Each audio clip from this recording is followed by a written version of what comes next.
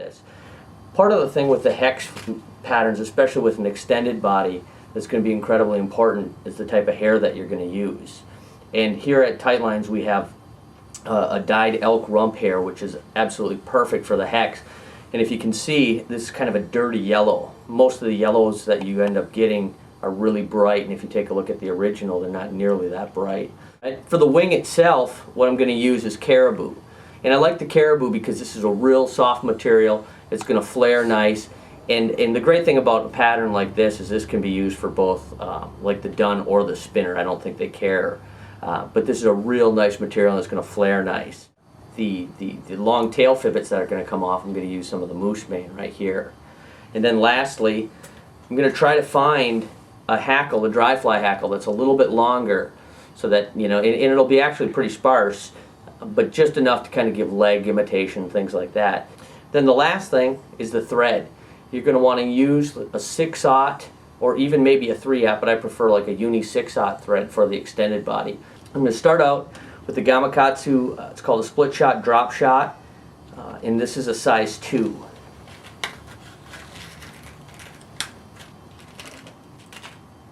I'm going to put that in the vise, and something that you're going to see when I put this in the vise, and it'll be pretty important as you're tying this bug, is I want the top of this hook shank to be pretty much parallel or flat right here. I'm going to start out putting the thread base on, and when we're going to put the thread base on, we're not going to bring this real far back because the fly itself is really tied on only a ½ inch of the shank. So I'm going to just lay a thread layer right on top here in a small area. Then I'm going to come in and I'm going to grab a clump of this elk rump here. I'm going to grab a pretty decent amount because I end up culling a bunch of it. And I'm going to pick out all of the real soft stuff and that under fur with my bodkin. I want this fly to float real well. Then what I'll do is I'm going to stack it in a hair stacker. Get all the tips lined up. So I'm going to kind of collect that amount. Tips are pretty straight here. Then this is a tricky part. I'm going to try to come in here and grab a little bit of this moose mane too at the same time. And you don't need a lot of this. You know, you might only need 3 or 4 fibers of this for those nice long tail fibers. There might be 4 or 5 fibers right in here. And what I'm going to do is I'm going to get my hand out of the way so you can see here. I'm going to lay those in maybe 1.5 inches past the tips, just like this. Alright? I'm going to try to bury them in there a little bit. Try to get them tucked into the center of all of this. Then what I'm going to do, I'm going to lay it on top of the hook shank, and with a nice soft wrap on top of that hook shank, I'm going to lay this on top with maybe 1 or 2 soft wraps before I start compressing this. And then it's going to start to flare. And then I'm going to tighten up on it. Now at this point, a lot of people are going to want to try to clip these off. When you clip them off, I'm going to just kind of tie a lot of that stuff down. It's going to help hold that in place. Okay? Now you have the starting of an extended body here, which you'll see in just a minute. Now at this point, you've got those trapped down, it's tied in pretty good. Here, you can go ahead and clip those tips off, or those tips. Now here's where a third hand would come in handy.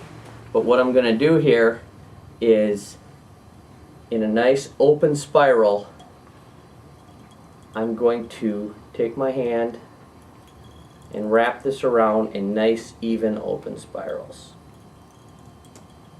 And you're going to make sure you have some tension on this so that you kind of compress that. That'll help with the durability of this bug. See the nice open spirals. Once I have those spirals, what I'll do is when I get to the top, or however long I want the body, which is typically about 1 inch long, I'm going to take that thread and I'm going to wrap it in the same exact spot 2 or 3 times just to make sure that's locked down. Then what I'm going to want to do is I have those spirals coming up here nice. Now I'm going to want to try to zigzag each of those spirals or crisscross it to get that nice segmentation, you know, that a real mayfly would have.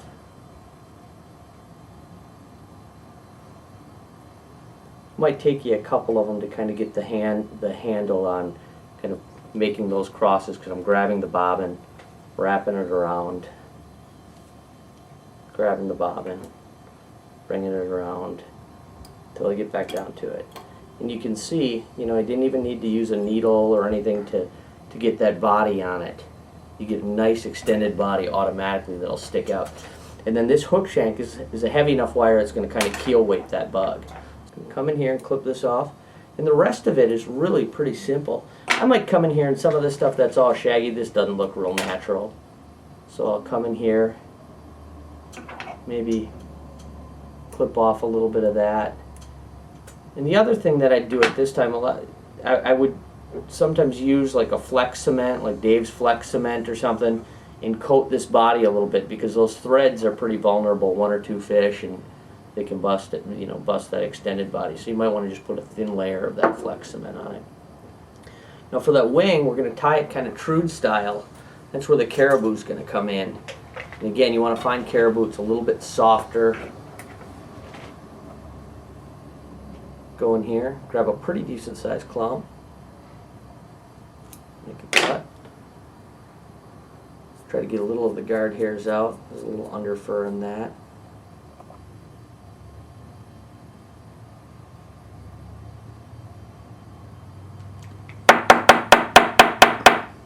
You can see I'm using a pretty decent sized clump of that caribou too.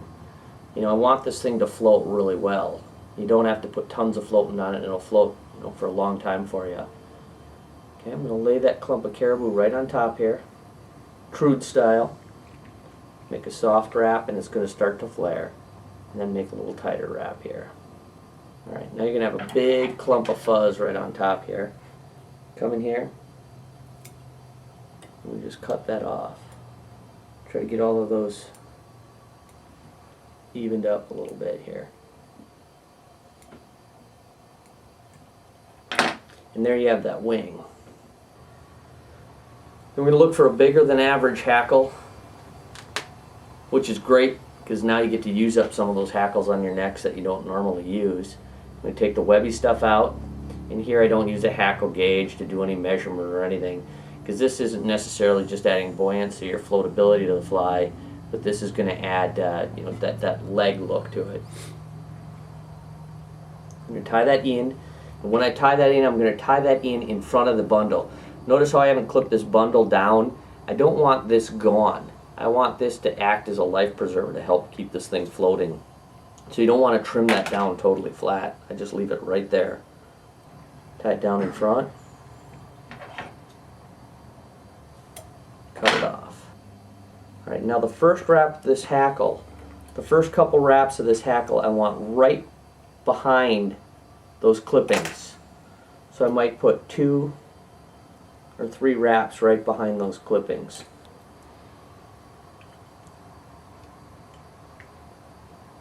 And I might make a half a dozen turns with that hackle.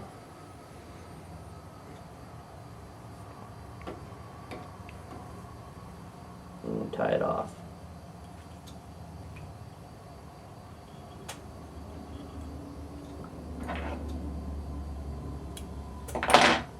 You can see those hackles are kind of separating that little tuft right there, and that's that little life preserver keeping that fly floating. Pull those back. You can build a little head on it. Throw a whip finish into it.